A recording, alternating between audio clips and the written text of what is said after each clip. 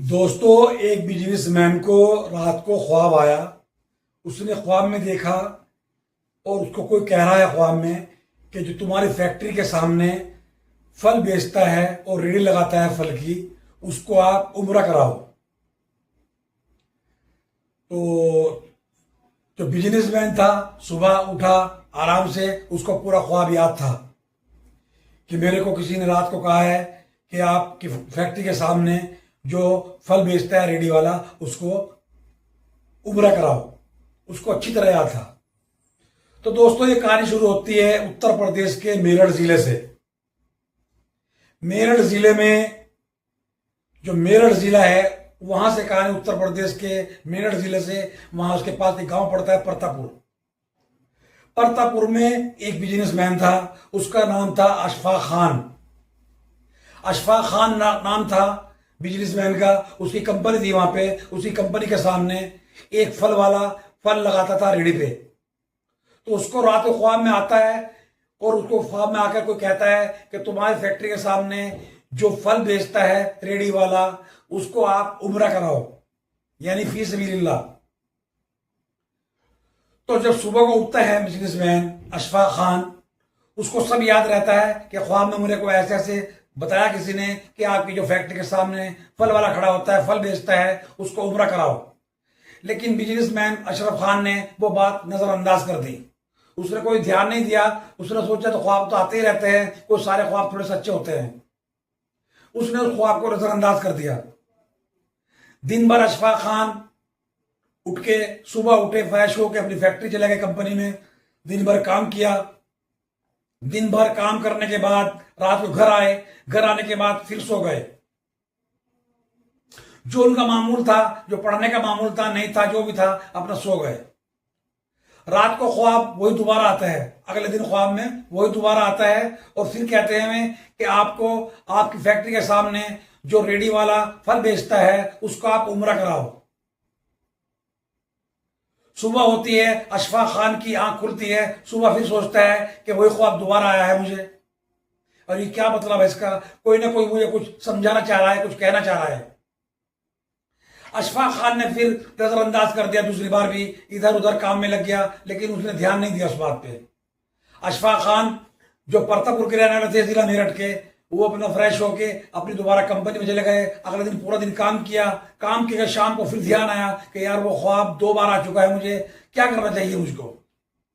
खैर, वो सोचते रहे और घर पे आ गए। घर पे आने के बाद उन्होंने जिक्र किसी से नहीं किया। आकर अपना खाना वाना खा के, जो रोजमर्रा का उनका हिसाब था, उसी हिसाब से रात को सो गए। सोने के बाद रात को तीसरी बार भी उसी तरह ख्वाब आता है उनको, जिस तरह 2 बार पहले आ चुका था कि आपकी फैक्ट्री के सामने जो फल बेचता है रेडी वाला, उसको आप अपने खर्चे से या अपने पैसे से उसको उम्रा कराओ। तीसरी बार में जब ख्वाब आया तो अचंभे से उठ गया अशरफ खान और सोचने लगा कि आज तीसरा दिन है और मैं 2 बार नजरअंदाज कर चुका हूं इस बात को, और ये मामला क्या है, मेरी समझ में नहीं आ रहा। फिर दोबारा सो गया अशफाक खान। सुबह उठे, फ्रेश हुए। फ्रेश होने के बाद नाश्ता किया। जैसे ही मैं अपने फैक्ट्री के लिए निकल रहे थे तो उनके जहन में आया कि ये बात मैं अपने पड़ोस की मस्जिद में जो इमाम साहब हैं, वो मुफ्ती भी हैं, उनसे मालूमात करता हूं। तो वे वहां चले गए। मदरसे में जाकर उन्होंने मुफ्ती साहब से सारा मामला बयान किया। मुफ्ती साहब से पूछा कि मुफ्ती साहब, मुझे 3 दिन से इस तरह बराबर ख्वाब आ रहा है कि आपकी फैक्ट्री के सामने जो रेडी वाला फल बेचता है, उसको आप उम्रा कराओ। तो मैं 2 दफे तो मैंने नजरअंदाज कर दिया। तीसरी बार फिर इसी तरह ख्वाब आया है मुझे कि आपकी फैक्ट्री के सामने जो रेडी में फल बेचता है, आप उसको उम्रा कराओ। तो इसकी ताबीर क्या है, मुझे बताओ, इसका मामला क्या है। मुफ्ती साहब ने कुछ थोड़ी देर बाद थोड़ा सोचा और सोचने के बाद बोले, भाई ये काम आप कर लो, अच्छा नेक काम है, कोई गलत ख्वाब नहीं है, अच्छा ख्वाब है। आप उस आदमी से मिलो, उस आदमी से मिलकर उसके हालात पूछो और उसको आप अपने खर्चे से उम्रा कराओ। अशफाक खान ने कह दिया कि ठीक है, मैं मुफ्ती साहब उससे जाके मिलता हूं। तो अशफाक खान घर में गए, रात को सोए। चौथी बार कुछ नहीं हुआ। सुबह हो गई। सुबह होने के बाद फ्रेश हो गए, कंपनी में गए। कंपनी में जाके बैठ गए और सोचने लगे अपने रूम में कि क्या करना चाहिए मुझे। तो उनके जो कंपनी में तो बहुत मुलाजिम थे, जो उनका खास मुलाजिम था, उनके गेट पे खड़ा रहता था, उसको अंदर बुलाने की उन्होंने इजाजत दे दी। वो अंदर आ गया और अशफाक खान ने मुलाजिम को समझाया, जो हमारी फैक्ट्री के सामने, कंपनी के सामने रेडी लगाता है, फल बेचता है आदमी, जो भी फल बेचता है उससे उसकी पूरी तहकीकात निकालो, क्या नाम है, क्या काम, फल तो बेचता ही है, कहाँ घर है, कितने बच्चे हैं, उसके हालात क्या हैं, कैसे हैं और आदमी कैसा है, उसका दाम भी कुछ कराना। तो उन्होंने अपने मुलाजिम की ड्यूटी लगा दी। मुलाजिम फल खरीदने के बहाने उसके पास गया, रेडी वाले उसका नाम पूछा, सलाम दुआ की, सलाम किया, उन्होंने कहा वालेकुम सलाम। वालेकुम सलाम के बाद क्या आपका क्या नाम है? उसने भाई नाम से क्या लेना देना आपको, आप फल खरीदने आए हो, खरीद लो। कि नहीं, वैसे ही मैं तो आपसे पूछ रहा हूं, फल तो खरीदे हुए आपसे। उसने पहले फल खरीदे, फल खरीदने के बाद उन्होंने कहा ठीक है, मेरा नाम यामीन है, कहाँ रहते हो? कि मैं फला फला जगह, बस्ती नहीं है, वहां पे रहता हूं, मेरे 20 बच्चे वही रहते हैं, मेरा छोटा सा अपना मकान है, मैं वहां रहता हूं। तो पूरी जानकारी लेके उसके पिताजी का भी नाम पूछा उन्होंने, पिताजी का नाम पूछ के वापस कंपनी में आ गया मुलाजिम। मुलाजिम आने के बाद दफ्तर में चला गया और अशफाक खान से कहा, उन्होंने खान साहब से, कि खान साहब उनका डिटेल सारी ये है, मैं उनसे फुल भी खरीदा, उनका नाम यामीन है, उनके पिता का नाम ये है। उन्होंने सारी दास्तान को सुना दी और फला फला जगह उनका घर है, इस तरह बात है, पूरी बात सुना दी उन्होंने। तो अशफाक खान हक्के बक्के रह गए कि अब मुझे क्या करना चाहिए। तफसील तो मुझे पूरी मिल गई तहकीकात कि भाई ये फला जगह रहता है, फल बेचना इसका काम है, मेरे सामने बेचता है फल, तो यामीन इसका नाम है, और क्या करना चाहिए।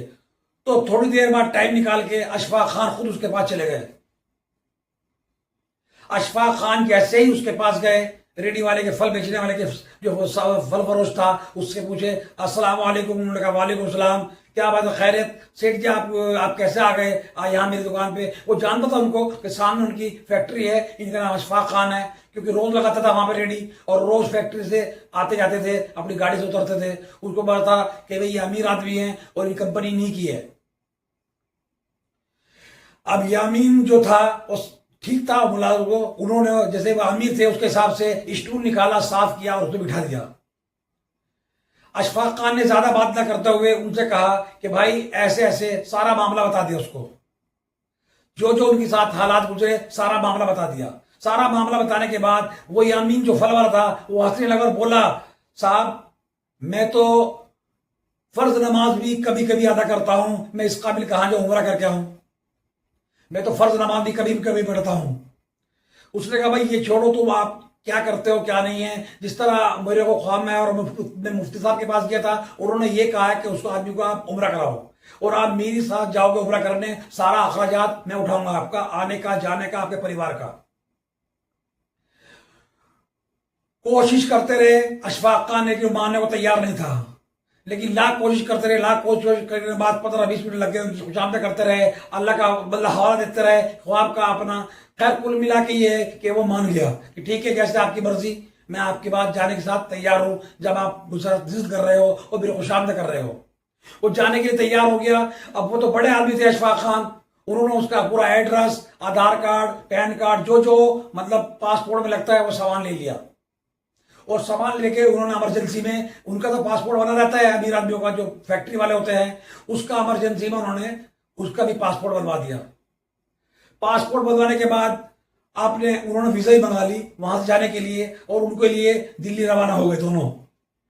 2-4-10 दिन बाद, 20 दिन बाद, क्योंकि जो बड़े लोग होते हैं उनकी ऊपर तक बात होती है, जल्दी में उन्होंने इमरजेंसी में उनका पासपोर्ट बनवाया। पासपोर्ट होने के बाद उसको बता दिया तुम्हारा पासपोर्ट बन गया है, वीजा भी आ गई है, फलानी तारीख को हमें दिल्ली एयरपोर्ट जाना है और वहां से रवाना होना है।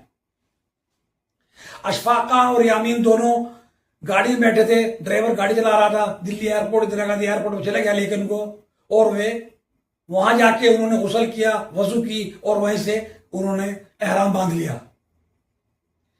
एहराम बांधने के बाद उनकी फ्लाइट का टाइम हो गया।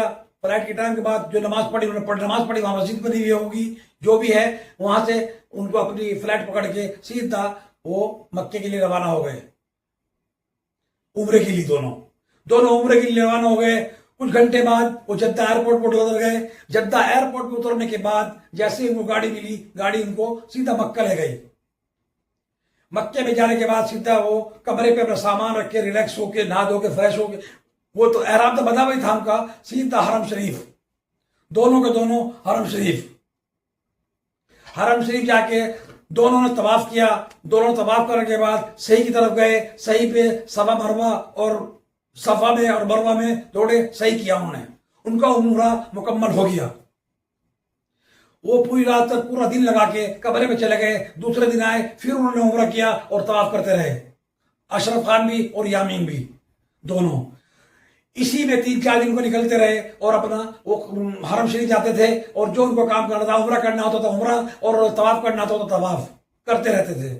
जब उनका वहां से रवानगी का दिन था तो यामीन बोला, साहब मैं लास्ट बार आए हम, जा रही तैयारी है हमारी, मैं एक बार 2 नफला पढ़ना चाहता हूं खाना काबा के सामने। तो जो अशरफ खान थे उन्होंने कहा कोई घबराने वाली बात नहीं है, अभी हमारी गाड़ी नहीं निकली आ रही, आप नमाज पढ़ो, आप 2 नफले पढ़ो, जितनी पढ़नी है उतनी पढ़ो। तो यामीन जो है अंदर जाके वो चले गए, अंदर जाके हरम शरीफ के पास, हरम शरीफ के पास 2 नफलों की उन्होंने नीयत बांध ली यामीन ने। और यामीन ने नफला बांधने के बाद जब एक बार सजदे में गए, फिर दोबारा नफल में सजदे में गए और सजदे में ही रह गए। अब वो सजदा ही करते रहे, बहुत टाइम हो गया, सजदे भी पड़े रहे बहुत देर तक। अब अशरफ अली खान को लगा यार इतनी देर हो गई, सजदा कर रहे हैं, क्या कर रहे हैं, कुछ समझ में नहीं आ रहा है। अशरफ खान ने हाथ से हिलाया तो उनकी एकदम पलट गए और उनकी रूह परवाज हो गई। यामीन जो था फल वाला और सजदे में ही रह गए और उनकी रूह परवाज हो गई।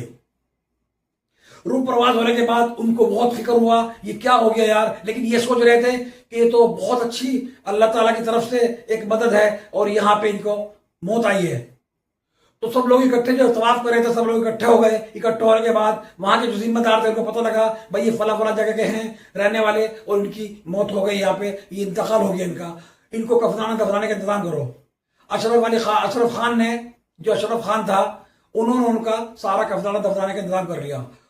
और मक्का मुकर्रमा में ही जो अल्लाह का घर था खाना काबा के पास, उनकी वही नमाज हुई और हजारों मुसलमानों ने उनकी नमाज अदा की। जनाजे की नमाज हजारों मुसलमानों ने अदा की।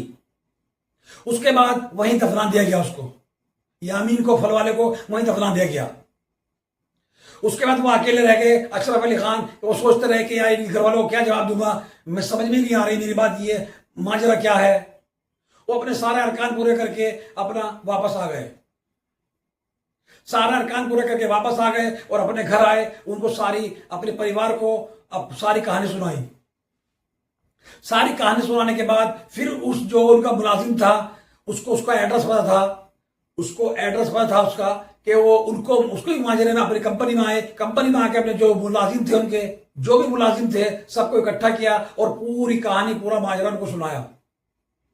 अब सब अफसोस करने लगे कि भाई अल्लाह ताला क्या बेहतरा ये समझ में नहीं आ रही और ये तो बहुत जन्नती है। अशरफ खान खुद सोच रहे थे कि ऐसी मौत तो अल्लाह ताला सबको दे। वो भी सोच रहे थे कि मक्के में और वो भी खाना काबा के पास और नफल पढ़ते हुए उनकी रूह परवाज कर गई। अशरफ खान भी यही सोचते रहे। उसके बाद सोचने के बाद फिर सबको पता लगा। उस मुलाजिम से अशरफ अली खान ने कहा उनका एड्रेस घर का आपको मालूम है, मुझे मालूम नहीं, आप गाड़ी में बैठो और उसके घर चलो। अशरफ खान ने गाड़ी उठाई और उसको, मुलाजिम को साथ लिया। मुलाजिम उनके घर पे ले गए। उन्होंने घर जाके दस्तक दी। उन्होंने कहा कौन?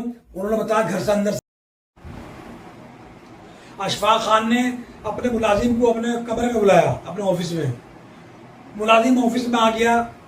मुलाजिम ने कहा सर बोलिए क्या बात है।